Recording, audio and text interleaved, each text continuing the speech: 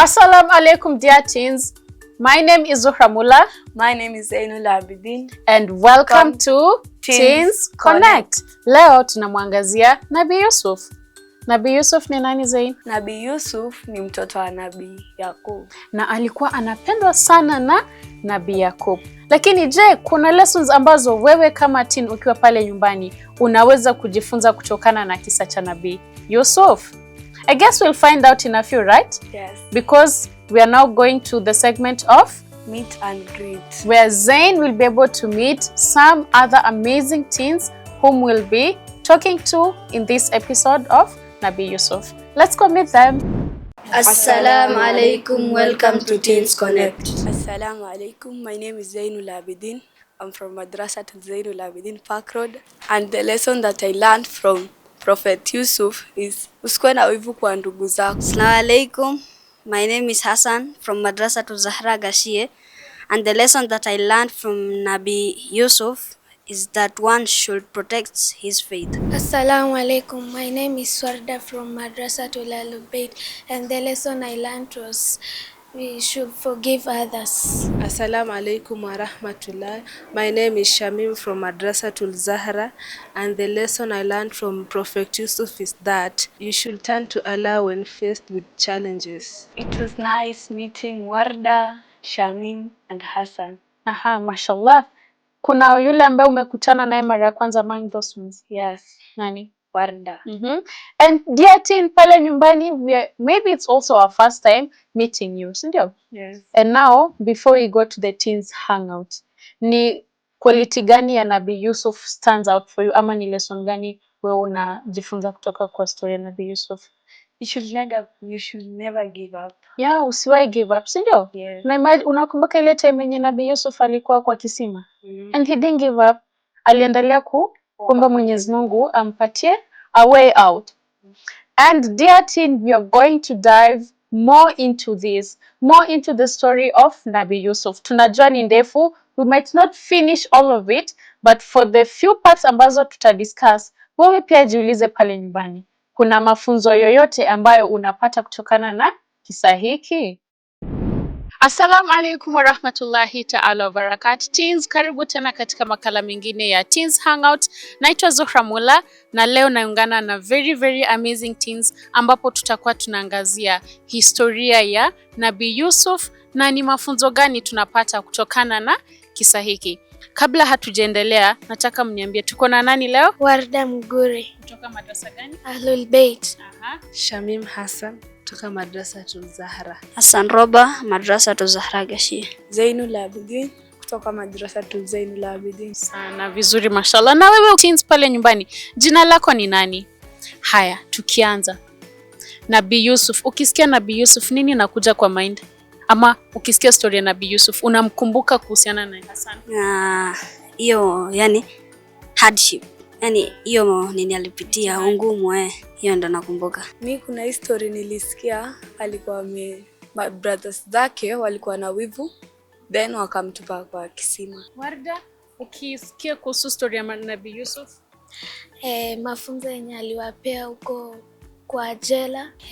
Aha, vizuri. Shamim? Mimi nikisikia Nabii Yusuf nakumbuka alikuwa favorite child wa babake. Kama tu vile pia sisi saa zingine ni favorite child wa wazazi wetu, si ndio? So Nabii Yusuf alikuwa mtoto wa Nabii Yakub. Na Nabii Yakub alikuwa mtoto wa Nabii Ishaq. Haya, Nabii Yusuf alikuwa mtoto wa nani? Nabii Yakub, si ndio?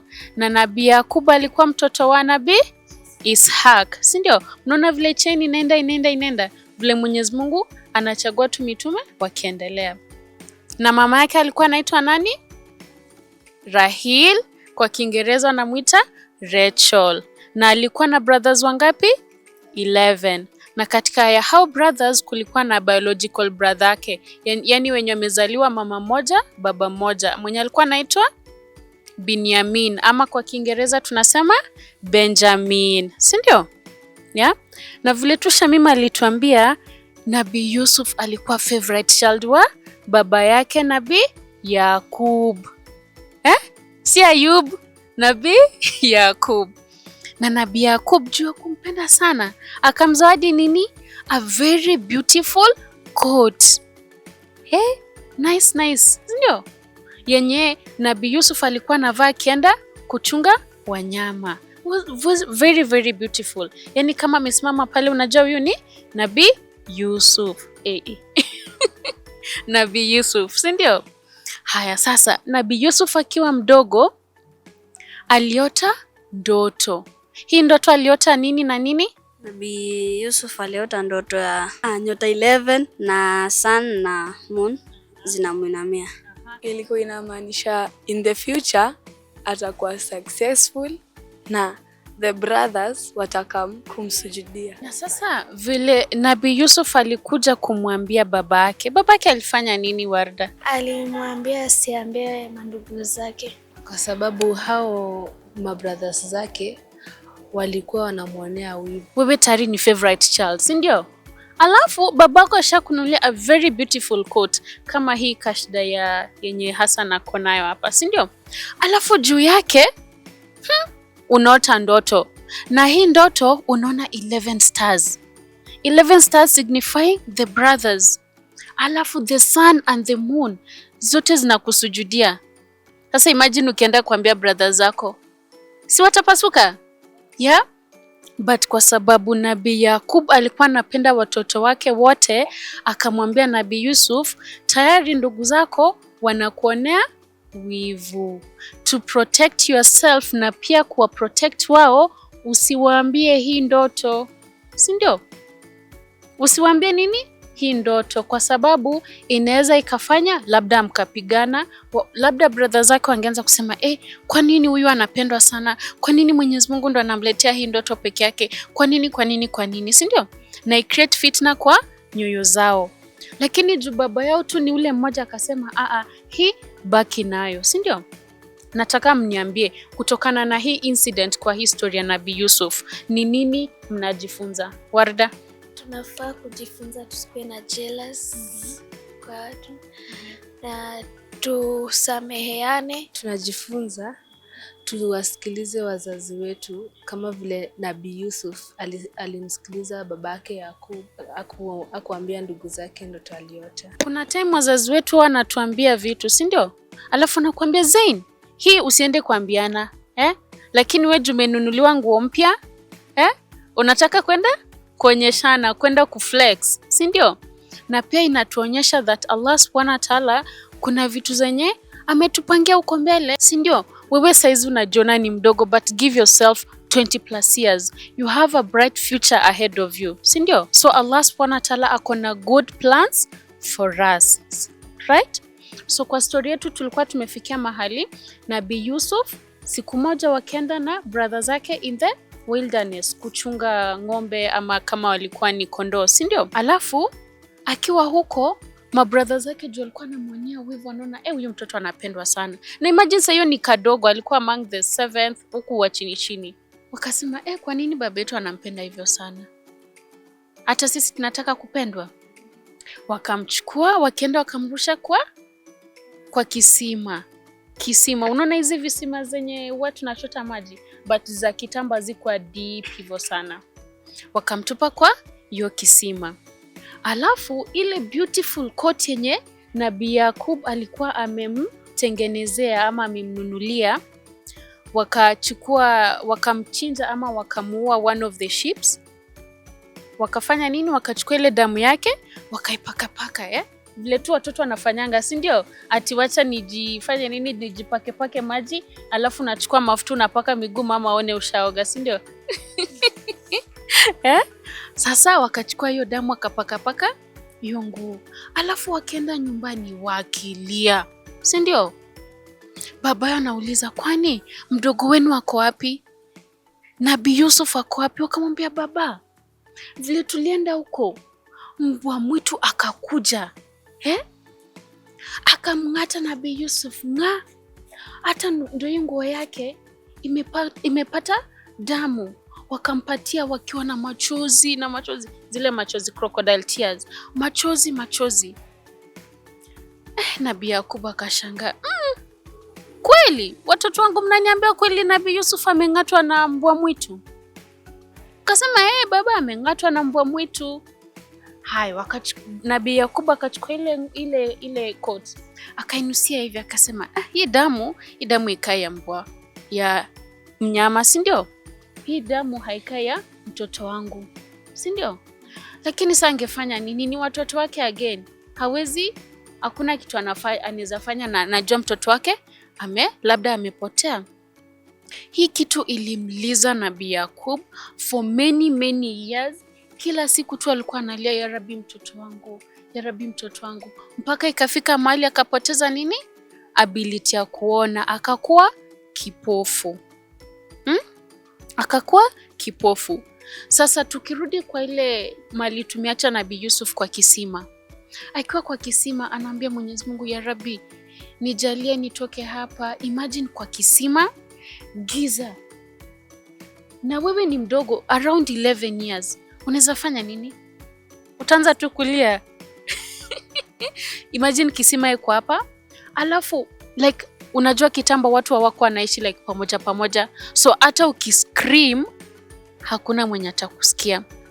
But kwa kudra za Allah Subhanahu wa Ta'ala kulikuwa na watu wenye wanapita, travelers. Kitambo watu walikuwa nasafiri for long distances kwenda kufanya biashara.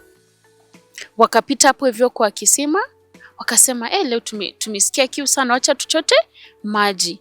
Wakichota maji wanasikia hii mtungi leo ni nzito kuliko kawaida. Kuangalia ndani, wakaona nani? Nabii Yusuf. Wakashangaa, na nani ameacha huyu mtoto hapa? Lakini vile ako very healthy and very handsome, tukienda kumuuza tunaweza pata pesa nyingi, si ndio? Hai, wakamchukua Nabii Yusuf wakaenda kumuuza, right? Na akifika huko, baada ya kufika kwa soko, akauzwa pesa nyingi because ni one of the governors alikuja kununua one of the servants, si ndio? Na I mean kama ni governor anakuja kununua ni kumaanisha ni pesa nyingi, si ndio? So Nabii Yusuf akanunuliwa, na baada ya kununuliwa akapelekwa kwa nyumba ya one of those governors akamtreat vizuri, akamlea kama mtoto wake. Na Nabii Yusuf all this time alikuwa bado anafanya nini? Anamwabudu Mwenyezi Mungu, mpaka akafika ile akapata ule mtihani wa Zuleika, si ndio? Na juu yeye ni nabii, na tunajua that nabii ni maasum, hawafanyi madhambi, si ndio? Si alikataka sema mimi sifanyi hiki, tunatuambia juu Allah Subhanahu wa Ta'ala hapendi, na nikifanya itakuwa ni dhambi kwangu, right? So ikakuwa ni Nabii Yusuf afanye nini? Apelekwe jela. You can imagine, unarudi kwa nyumba unapata that mtu wako wa kazi ati anataka kumnajisi mke wako. Si ati utakasirika? Yule governor akasema nini? Enda jela. Mimi sitaki hata kujua story zako. Hata kama ulikuwa unafanya kazi vizuri, fanya nini? Enda jela. Na juu story ya Nabii Yusuf ni ndefu sana, hatuwezi kumaliza. So nataka mniambie kutokana na hii incident yenye Nabii Yusuf ametupwa kwa kisima mpaka mahali akauzwa na akapata mtihani wa Zuleika na akaingia jela, ni lessons gani mnaweza kujifunza hapa? Shamim. You should turn to Allah when faced with challenges or temptation. Nabii Yusuf vile alikuwa uko ndani, unataka kuniambia tu alikuwa amekaa mastare anasema you know what, wacha tupunge hewa hapa ndani. Uko kwa kisima, si ndio? And the only one who can assist you here ni Allah Subhanahu wa Ta'ala. So wakati unapata mitihani, mrudie Mwenyezi Mungu. Hata kama issue inakaa ni kubwa aje, Allah Subhanahu wa Ta'ala is bigger than that. And he is more powerful, right? Warda? Hatufai kuwa na wivu. Thank you so much, Warda. Hassan? Even though alikuwa na mtihani mingi, alikuwa bado na faith. Alisimama na faith yake hadi vile alikuwa wakisema, na hadi vile alikuwa jela, alikuwa bado na pray. Na kumwacha Mwenyezi Mungu. Usigive up kwa Mwenyezi Mungu. Juu aliingizwa kwa kisima na bado akaendelea kuomba Mungu. Akapitia mitihani na hata huko jela bado aliomba Mwenyezi Mungu. Haku give up. And because of time, maybe we'll proceed hii kisa cha Nabii Yusuf in the next episode, si ndio? And I'm happy that mmeweza kutoa mafunzo kutokana na hii story na vile pia mnaweza kurelate na maisha yenu. Juu Mwenyezi Mungu anatupatia hizi visa ndo tujifunze kutokana nazo. Si ati tu unasoma alafu bambike hiyo story inaisha, hapana. Ni usome alafu jambie kama Nabii Yusuf alipitia hizi shida na bado alimake it, si ndio? Hata mimi I can still do it and I can still make it, si ndio? Okay. Dear teen, we hope umeweza kujifunza mafunzo kutokana na kisa cha Nabii Yusuf. Na kwa sababu kisa hiki ni kirefu, the remaining bit tutaendelea share in the next episode, inshallah. Kufikia hapo, masalam, see you in the next segment. Welcome back, dear teens. I hope you enjoyed that conversation on the lessons tunaweza kujifunza from Nabii Yusuf alayhi salam. Zain, ni lesson gani li stand out for you? So mimi naweza waambia nyinyi teens wenzangu msikuwe tempted kama venye Nabii Yusuf alikataa kuwa tempted by Zulekha. Yes. Juu kuna a lot of temptations out here, si ndio? Yes. Drug abuse, kwenda mabashi zenye hazijulikani zinaanzia wapi zinaishia wapi, si ndio? We are tempted to go this, like the body wants to do these things but ni haram, right? Na kama unaamini Mwenyezi Mungu anakuona, kama unataka kuishi maisha ya kumpendeza Mwenyezi Mungu, then utaweza kuavoid these temptations, ndio? Na imefika ile time we need to take a short break, so sit back and stay tuned for more segments to come up. Welcome back from the break. I hope you enjoyed it. Yes, I'm really hoping that you enjoyed that break. And mambo mazuri yenye tulikuwa tumewatayarisha for today bado haijaisha. We are now going to the segment ya Ask Your Sheikh. Hii segment ni ile yenye, what do we do, Zain? You ask the Sheikh questions, then the Sheikh will answer you. Yes, and the Sheikh will answer you. So ukiwa home usiogope ati tutakujudge or anything, no. Just send us your question kwa number on your screen ama tuandikie on our social media platforms Mahdi TV Kenya across Facebook, Instagram and YouTube, and we'll be able to check them out na tutampasha na taweza kukujibu. So let us go and listen to some of those questions you guys had. Assalamu alaikum wa rahmatullahi ta'ala wa barakatuh. Mko nami leo katika kipindi hiki cha maswali. Kwa majina ni Sheikh Juma Shughuli, nikiwa tayari kujibu maswali yenu kwa niaba ya Sheikh Ali Mwega ambaye hatuko naye katika kipindi hiki. Assalamu alaikum Sheikh. My name is Zainul Abidin from Madrasatul Zainul Abidin, and my question was Mali Prophet Yusuf alizaliwa. Assalamu alaikum wa rahmatullahi ta'ala wa barakatuh. Tuko na swali la kwanza kutoka kwa kijana wetu Zainul Abidin ambaye anauliza Nabiullah Yusuf alizaliwa wapi? Naam, masala haya ni masala ya kihistoria na kitarikh. Mara nyingi huwa kuna tofauti nyingi zilizopo kuashiria wapi amezaliwa, isipokuwa wachache ambao unakuta watu wote wanakubaliana kwamba fulani amezaliwa sehemu fulani. Kwa Nabiullah Yusuf alayhi salam, kulingana na nilivyopitia ni kwamba amezaliwa sehemu inaitwa Faddan Aram, ambao ni katika nchi ya Iraq, ambao sehemu hiyo kwa wakati huu inaitwa Harran, ambao wanasema iko katika mpaka wa Iraq na Suria kwa wakati huu. Kwa hiyo hapa ndipo alipozaliwa Nabiullah Yusuf alayhi salam, na baadaye akiwa mdogo aliondoka na baba yake Nabiullah Yaqub kuenda katika ardhi ya Kanaan, ambako huko ndiko aliishi na kuwa mkubwa katika ardhi ya Kanaan.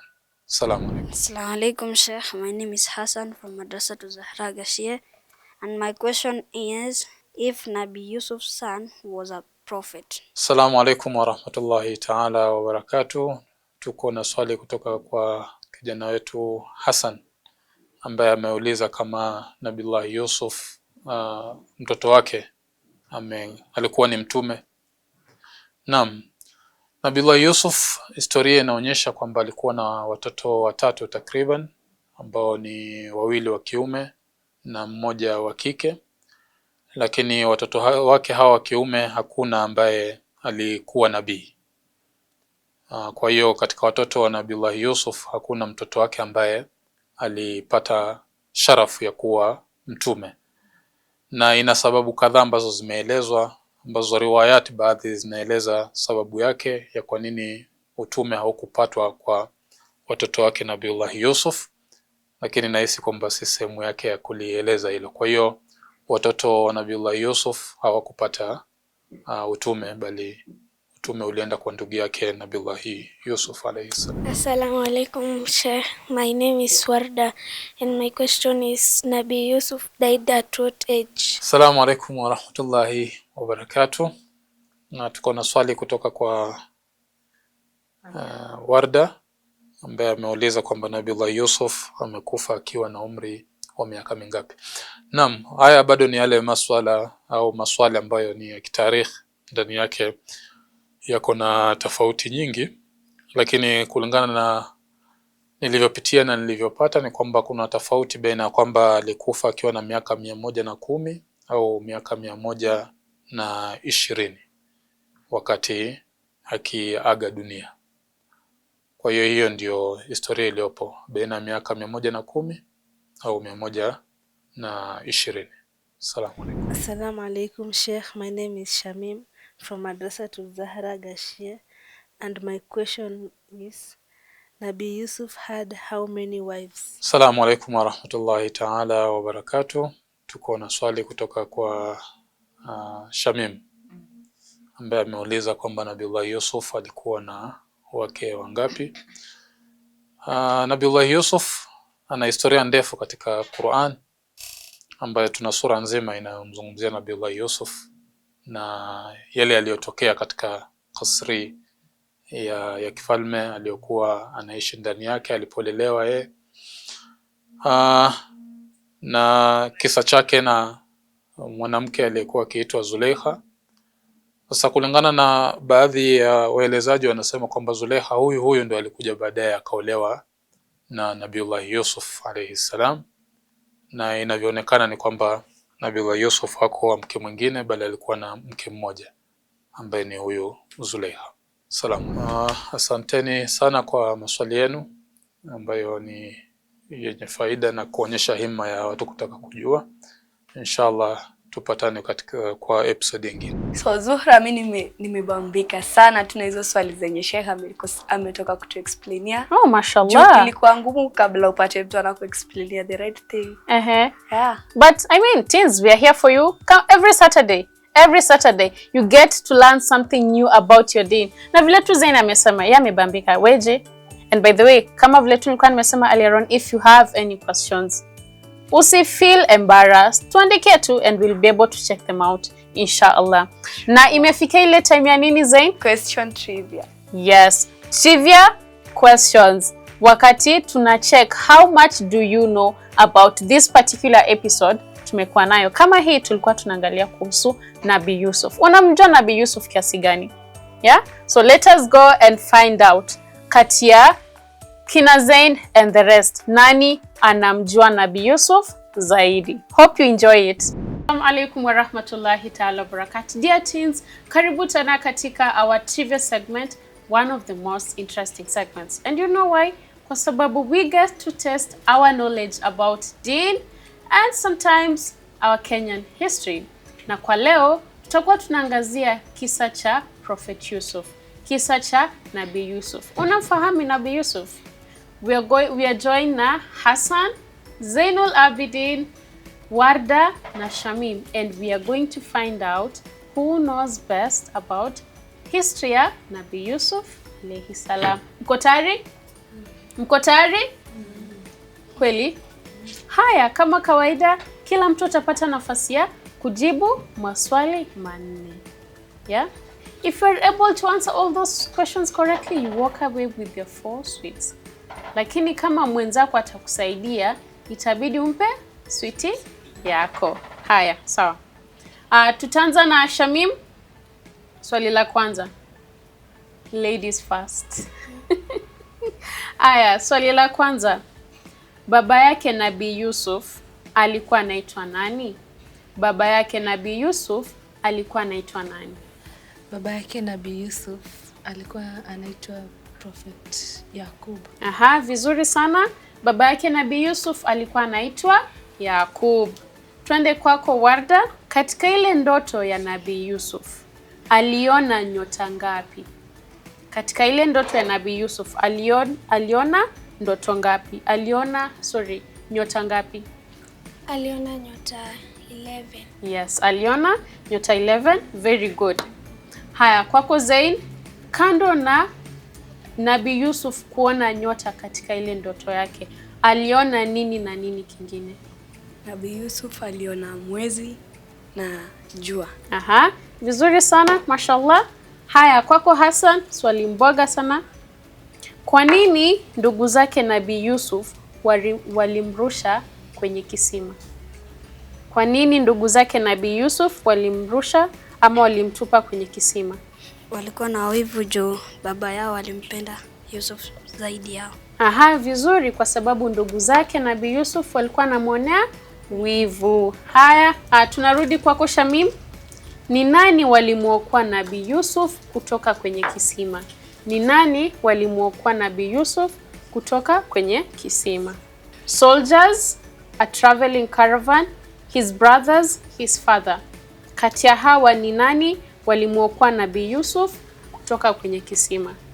Waliomwokoa Nabii Yusuf kutoka kwenye kisima ni traveling caravan. Yes, a traveling caravan. Kulikuwa na wale wanabiashara walikuwa napita karibu na kile kisima. Haya, kwako Warda, ni nchi gani ambayo Nabii Yusuf alipelekwa na hawa wanabiashara? Ni nchi gani Nabii Yusuf alipelekwa? Israelites. Not quite. Nabii Yusuf alienda kuuzwa wapi? Zain? Nabii Yusuf alienda kuuzwa Egypt. Yes, Nabii Yusuf alienda kuuzwa Egypt. Haya, kwako Zain. Ni nani kati ya hawa alitempt Prophet Yusuf into sin? Ni nani kati ya hawa alitempt Prophet Yusuf into sin, afanye dhambi? A queen, Zuleika, dada yake, or a servant? Prophet Yusuf alitemptiwa na Zulekha. Yes, Zuleika is the one who tempted Nabii Yusuf. Okay, Nabii Yusuf alichagua aelekee wapi badala ya kufanya dhambi? Nabii Yusuf alichagua ni bora aende wapi badala ya kufanya dhambi? Arudi kwa Mwenyezi Mungu. Alikuwa aende wapi? Shamim, alichagua bora wapi kuliko kufanya dhambi? Prophet Yusuf alichagua kwenda jela kuliko kufanya dhambi. Yeah. No, but that is very simple, right? Si ndio Warda? Aya, Hassan, patana switi. Aya, Nabii Yusuf alichagua bora aende jela kuliko kufanya dhambi. Haya, tunaendelea vizuri. Haya, kwake Shamim. Akiwa huko jela, Prophet Yusuf alijulikana kwa nini? Alijulikana ni mzuri sana kufanya nini? Kama talent yake akiwa huko jela ilikuwa gani? Na hii ilimfanya aweze kutoka huko kwa jela. Prophet Yusuf alikuwa anajulikana kwa kuinterpret dreams. Yes, Prophet Yusuf alikuwa anajulikana kwa kuinterpret dreams. Vizuri sana. Haya, kwako Warda, ni ndoto ya nani ambayo Nabii Yusuf aliitabiri na ikamsaidia kutoka jela? Kiongozi wa huko. Aha, it was a king. Yeah? Hiyo ndo alienda akatabiri na king akasema wacha nikutoe jela, si ndio? Okay, very good. Haya, kwako Zain, huyu king alidream kuhusu nini? Ile ndoto ya king ilikuwa kuhusu nini? Kwa hiyo ndoto aliona 7 fat cows na 7 slim cows. Yeah, 7 lean cows. Okay, good. Haya, kwako Hassan, ni position ipi ambayo Nabii Yusuf alipewa Egypt? Ni position ipi ambayo Nabii Yusuf alipewa Egypt? General, treasurer wa zile storehouses, judge ama mwalimu?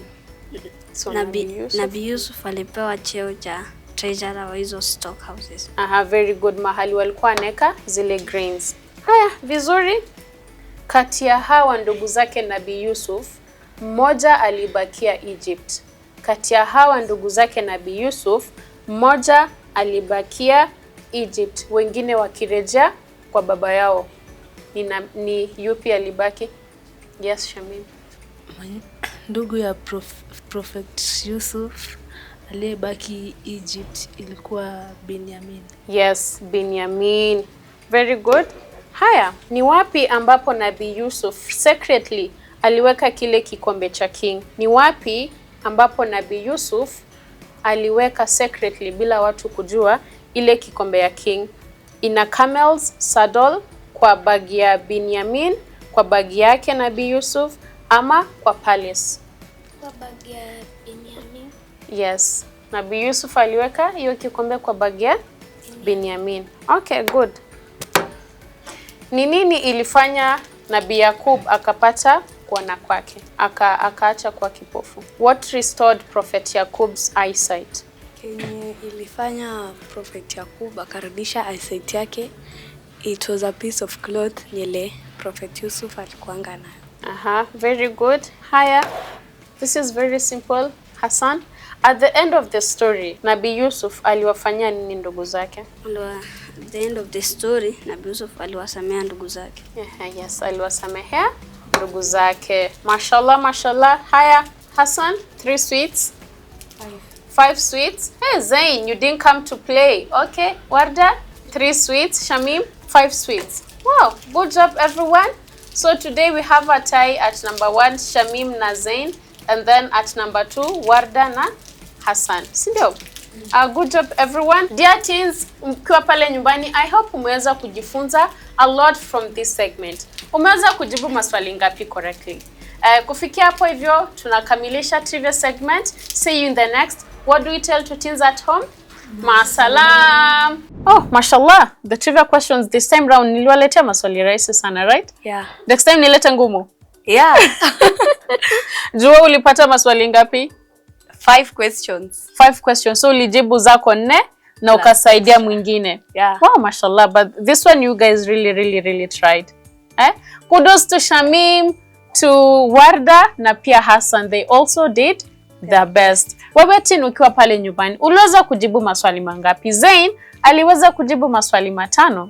And that is what Teens Connect is all about. To bring you halal fun, and at the same time you get to learn and meet new teens every Saturday. For me, I really enjoyed hanging out with you, and also Zain here. Zain? Yeah, I truly enjoyed. You really did? I really enjoyed. Mashallah. And sadly, we've come to the end of our episode today. How do you feel? Good, nice. And I've learned more about Nabii Yusuf. Yeah. Mashallah. I'm happy to hear that. Now, pale teen, what have you learned? Are you also happy and excited kama Zain? I hope you are happy, inshallah. And that is it. And that is how we wrap it up for Nabii Yusuf. Yeah, so join us every Saturday where we get to hang out on Teens Connect. What do we say to the teens, Zain? Ma salam. See you in the next.